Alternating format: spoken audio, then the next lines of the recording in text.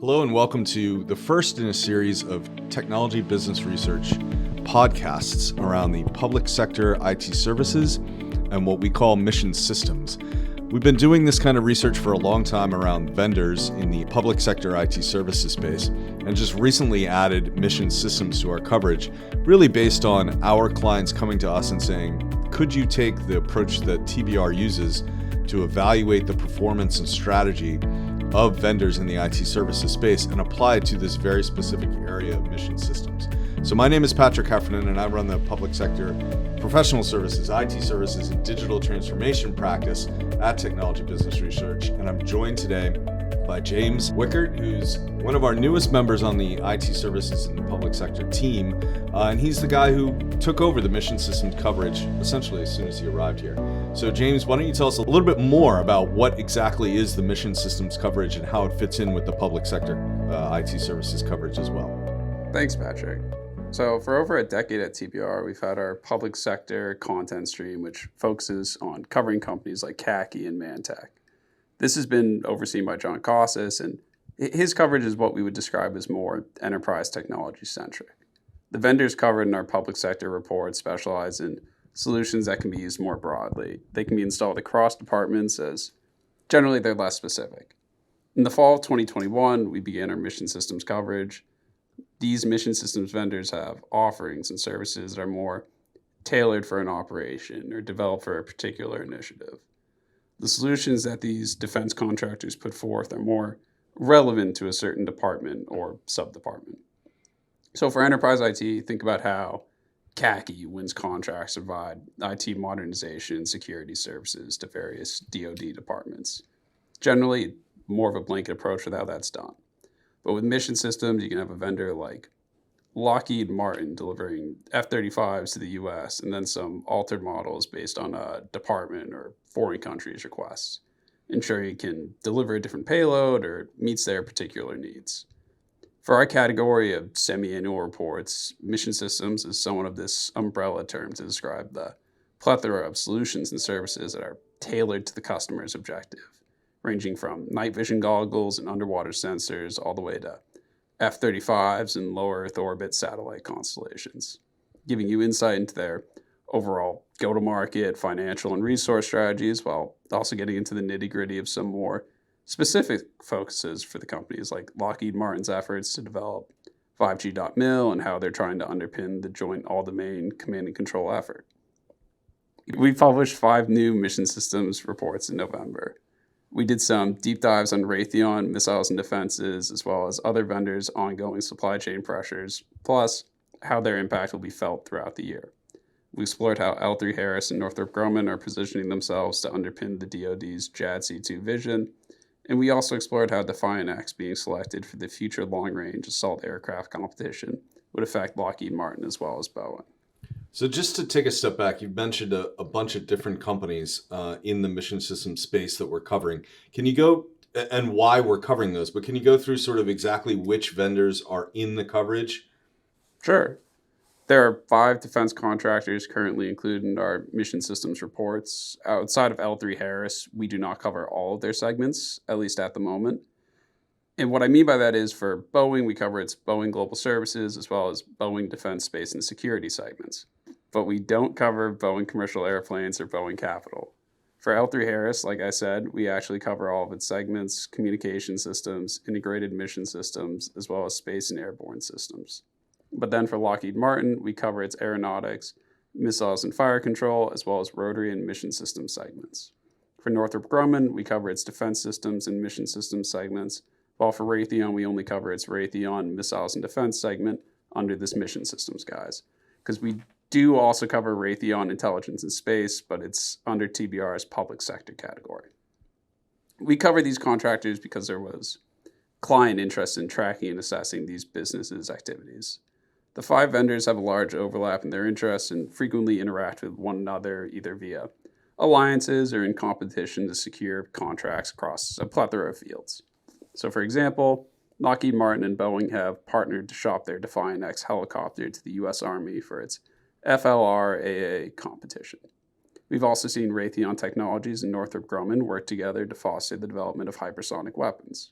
We've seen L3Harris, Northrop Grumman, and Lockheed Martin all jockeying to play prominent roles in supporting the DoD's vision for instantaneous interconnectivity through JADC2.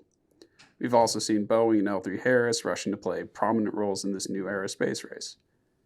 While we do cover 5 vendors right now under the Mission Systems guys, we're open to expanding our coverage to including a few additional defense primes. If anyone listening to this is interested in that, please get in touch with our sales team and they can help us expand our coverage based on your demand.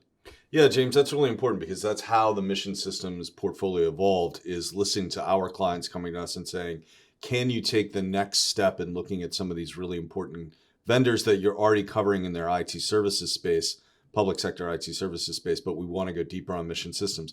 The other thing that our clients come to us for is what we're super good at, which is the data and the analysis. It's not just what are these companies doing, but tell us about their performance. So can you tell me what specific kind of data and analysis are included in each one of these vendor reports? Yeah, of course. Our reports go into these defense contractors' overall go-to-market financial and resource strategies. We analyze their respective segments' revenues and operating margins, assess their backlog, discuss new customer wins, as well as recent product announcements. We explore their new alliances, partnerships, and what they signal for the companies going forward, while also exploring their acquisition strategies. There are sections dedicated to breaking down the headcount of these defense contractors, their employee efficiency, as well as organizational and leadership changes.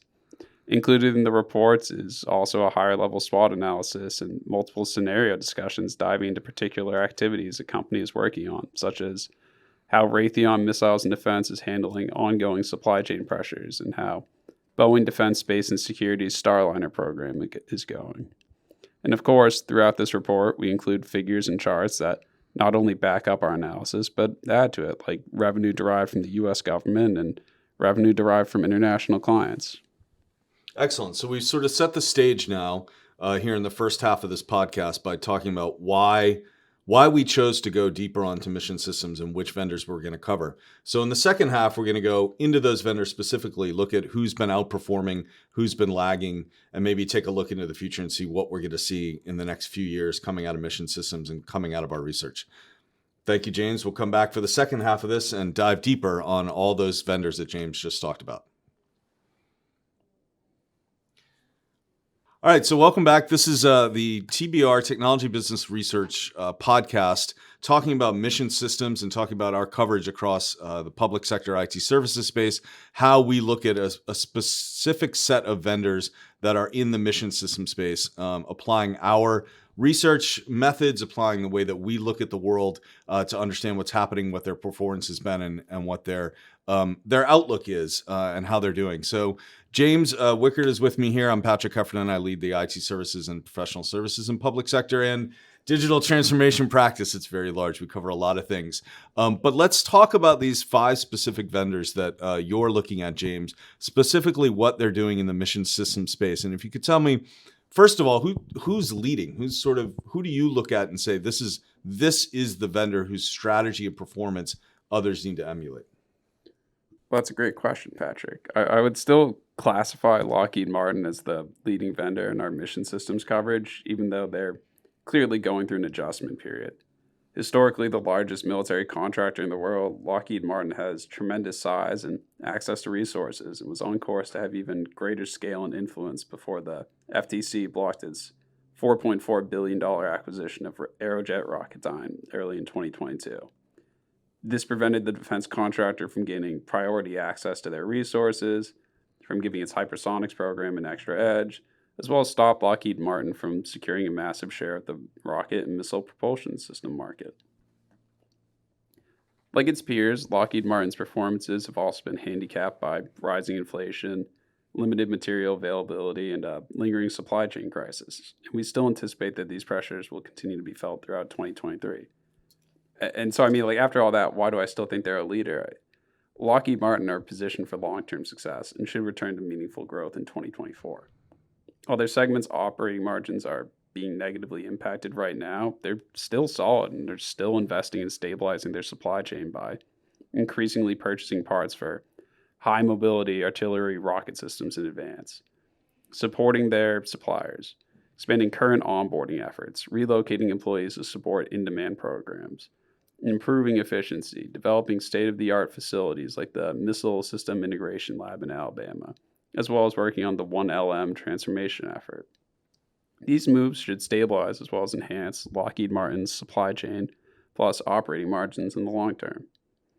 The U.S. is on course to have the largest defense budget it's ever had in 2023, and countries across the globe are ramping up their defense spending over the next few years. Earlier in 2022, Germany declared it would spend an extra 100 billion euros on defense. So we saw Lockheed Martin's company-wide backlog reach 139.7 billion at the end of 3Q22.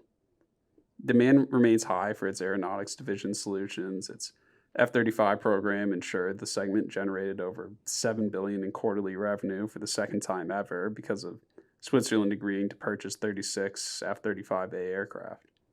In the wake of Russia's war in the Ukraine, several other nations, including Canada and Germany, have made deals with Lockheed Martin to purchase the aircraft.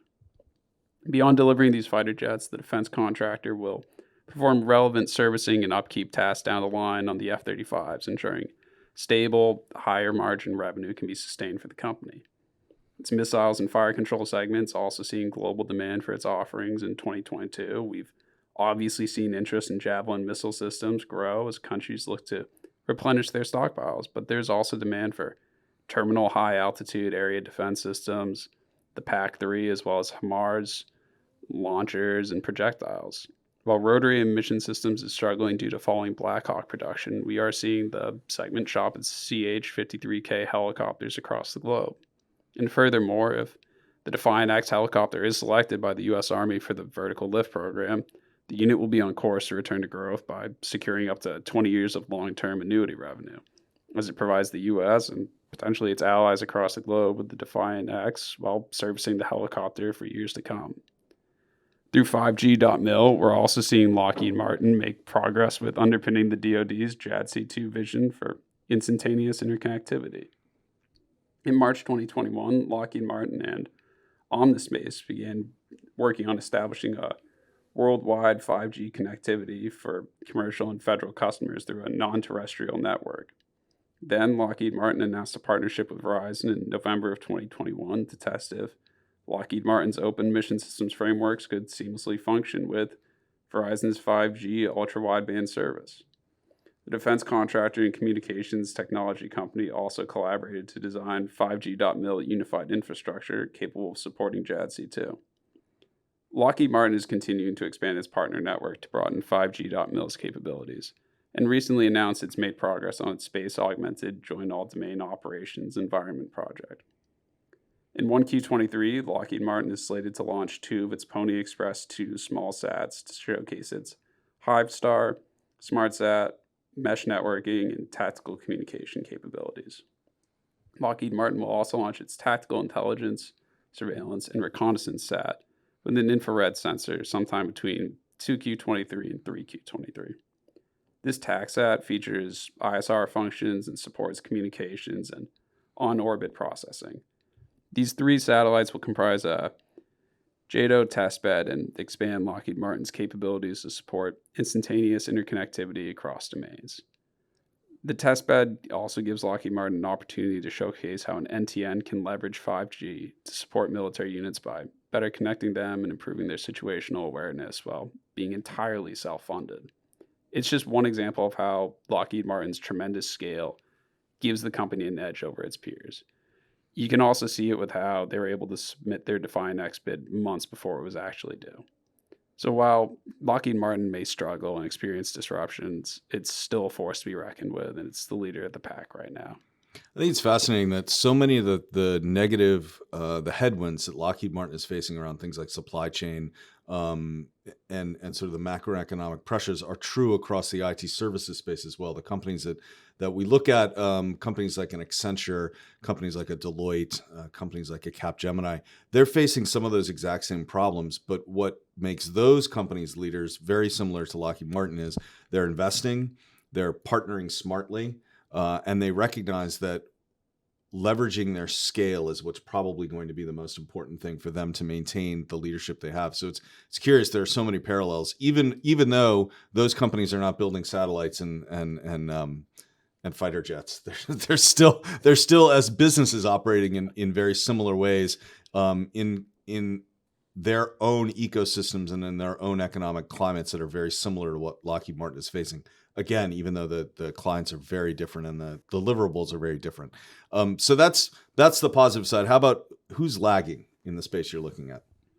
So on the other end of the spectrum, Boeing would be the laggard of the vendors covered in our mission systems reports. And so yes, Boeing Global Services is consistently improving as it capitalizes on commercial air's recovery. The interest in its e-commerce parts business and the demand for passenger to freighter aircraft conversions are all positive signs. Its quarterly revenue reached $4.4 billion, and its operating margin has improved by 20 points sequentially and 40 basis points year to year to reach 4.6% during 3Q22 due to economies of scale and steady investments in productivity boosting tools.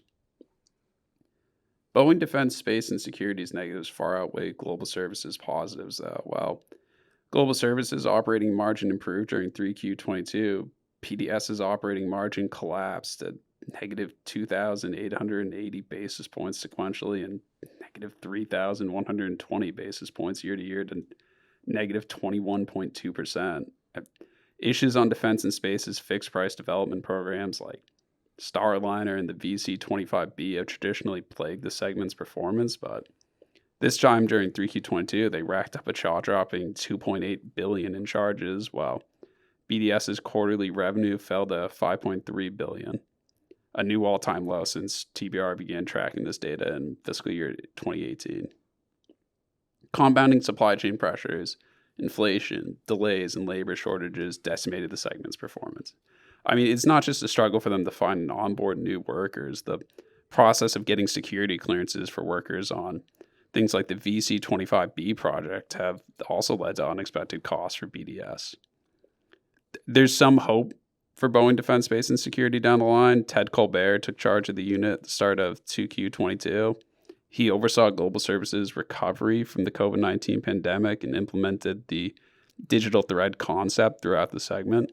BDS has been actively investing in modern manufacturing facilities and opened its Advanced Composite Fabrication Center in September as part of an over $500 million effort to launch new facilities across the U.S. to enhance the efficiency of the production process and keep up with the demand. They are taking steps to stabilize their supply chain, like purchasing safety stock, building stronger relationships with its suppliers, embracing digitalization, as well as expanding its headcount. They've also recently announced they're restructuring the segment. So it's certainly possible that BDS can start to turn things around down the line, but these fixed price development projects they aggressively pursued under leadership prior to Colbert stepping in will just continue to hinder the segment's performances for this foreseeable future. That's why I would say they're the laggard of the pack. So for both Lockheed Martin and for Boeing, you've mentioned a few things, a few common trends, and I heard them as sort of as mostly headwinds. But I'm wondering if you talk maybe a little bit about. It's such a massive market with so many different moving pieces. I get that, but are there certain trends that you think will be particularly disruptive in the near term for both of those vendors, but really for everybody that you're covering in the space? I mean, something that we've already been seeing a lot of this year, just like across the industry and across all industries, is supply chain constraints, and they're certainly going to remain an overarching issue plaguing the defense contractors we're covering in our mission systems reports. We've been seeing this labor and part shortage, delayed delivery times. For example, Raytheon's rocket motor shortage is expected to persist into 2024, and we're seeing contractors frantically trying to pivot and find more effective ways to minimize the turbulence caused by these setbacks. They're trying to develop more solutions that can function with interchangeable parts, paying suppliers in advance to get some goodwill, and even relocating existing employees to locations where on-site support is urgently needed. Just looking at one case in particular, L3Harris's limited access to key electronic parts has consistently disrupted the performance of its communication systems division's tactical communications line. We saw in the second quarter that L3Harris suffered a $60 million blow due to supply chain delays impacting its $4.1 billion performance. And while the contractor is trying to use these aforementioned attempts to remedy these disruptions, it's also seemingly pivoting away from just-in-time inventory management. It's trying to build up a safety stock of supplies as well as build a more local and trustworthy supply chain network instead of just taking the lowest bidder. And even despite all that, I mean, the contractor will still see its fiscal year performance suffer, and it's not alone. Lockheed Martin lowered their initial revenue outlook by almost $1 billion due to ongoing supply chain issues. It even made a point of acknowledging during its 2Q22 earnings release that getting the supply chain back to the baseline has been difficult. And these reduced revenue forecasts are happening despite growing demand for these contractors' services. So while interest for Javelin and Stinger missiles and launchers has surged due to their use in the Ukraine, it caught Raytheon and Lockheed Martin a bit flat-footed. I mean, the Stinger was set to be phased out in the future, and now all of a sudden, Raytheon's rushing to get the resources and manpower to produce these suddenly in-demand Stingers. While there have certainly been some setbacks, and there's going to be some more going forward, there are some positives. Biden signing that almost $53 billion bill to push the U.S. semiconductor production and research is good, and it should benefit contractors. But it's going to take time, just like these contractors rode out of the supply chain crisis. Supply chain is to the point where even I was listening to a podcast specifically about supply chain just to learn more. It's been the topic that really the pandemic underscored how fragile it was and has presented such a huge opportunity for companies themselves to figure it out, but also for consultancies and IT services vendors and technology vendors to help. So that's and that you painted, maybe not intentionally, but a very negative picture about some of the disruptive trends. Let's try and wrap this with something a little more positive. What do you see? What's the positive outlook for either for these vendors or just for the whole space as you're looking forward into the next year? Yeah, so I mean, like I said earlier, there's certainly some factors negatively impacting the industry right now. Supply chain constraints are hurting contractors' performances, and they'll continue to linger. Inflation is still playing a prominent role. Difficulties in attracting as well as retaining talent persists, and large-scale M&A has been largely off the table ever since, the FTC blocked Lockheed Martin's acquisition of Aerojet Rocketdyne way back in February, but when you compare that to the opportunities contractors have in front of them, not just for this year, for 2024, but for this decade, I think there are certainly more positives in hand than potential setbacks for contractors. The industry is slated to continue to benefit from bipartisan support for increases in national defense spending, going from record-breaking budget to record-breaking budget. It's increasingly looking like there's going to be a budget of $847 billion for national defense in fiscal year 23, up from $778 billion that was allocated for it in fiscal year 2022. So there's obviously a lot of opportunities in the U.S. for contractors to seize upon, and especially around cybersecurity, as the budget places what will likely be around $11 billion on cyberspace activities, including operationalizing zero trust architecture across the military branches and efforts to bolster cybersecurity support. But while the industry's health is heavily tied to the U.S.'s spending, the international market's increasingly playing a role. So while the market over here may be brimming with opportunities, it would be remiss of me to ignore this surging international interest around defense solutions that really kicked off after Russia's invasion of the Ukraine. A few months back, I saw that European defense budgets for the near-distant future grew by almost 200 billion euros 90 days after Russia's first strike on the Ukraine. Predominantly, this was to build up their arsenals, but it also included ramping up their R&D efforts for next-generation technology. Germany was one of the first countries to announce they'd up their defense spend. They're saying they'll improve it from 1.5% of its GDP to 2%. The UK has said they'll up their defense spend from 2% of their GDP to 2.5%. And while we'll have to wait and see if that's all talk and they do meet these goals, there's still a lot of new opportunities out there for these contractors. Like, we recently saw Finland is now being set to pay around $10 billion for 64 F-35s. With all that being said, and I know we said we'd end on a nice note, but there are some justifiable worries that the industry may return to a lowest price, technically acceptable environment, and we are seeing some indicators of this happening. For example, at the start of fiscal year 22, we were seeing a lot of budgetary concerns around the cost of F-35 upkeep, which led to a reduction in orders. We're also now seeing the KCY competition is looking unlikely to even happen now due to just cost differentiation.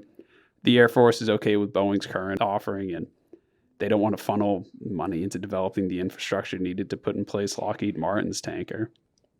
It's something we're watching closely. If the defense budget doesn't keep up with inflation, it may become a more evident LPTA environment. But for the next couple of years, these defense contractors should really benefit from the expanding defense budgets. Yeah, and that expanding defense budget, there's no reason to think that's not going to continue to happen. I think what's really important, James, that when I listen to everything you've been talking about, it's a massive space that you can sort of take a different approach to different pieces of it. You could look at the tanker contracts. You could look at who's performing better in cybersecurity. You could look at satellites. You can look at all the different components of mission systems. But what I think is important about our research around it is we've narrowed it down to the 5 most important players, and we're really trying to understand how their business is performing. Not a specific engagement, not a specific contract with some part of the DoD, but actually looking at their business as a whole, how it's performing, what are their margins, and how are they positioning themselves against each other going forward in this very messy, complicated space. So enormously helpful. I think in 2023, you tell me, are we going to expand the portfolio a little bit? We'll see what the people want. I'm always open to it. We'll see what the people want. I love it. All right. So thank you very much for joining us, and look for us soon to drop another podcast on this important topic of mission systems and our coverage of it here at Technology Business Research.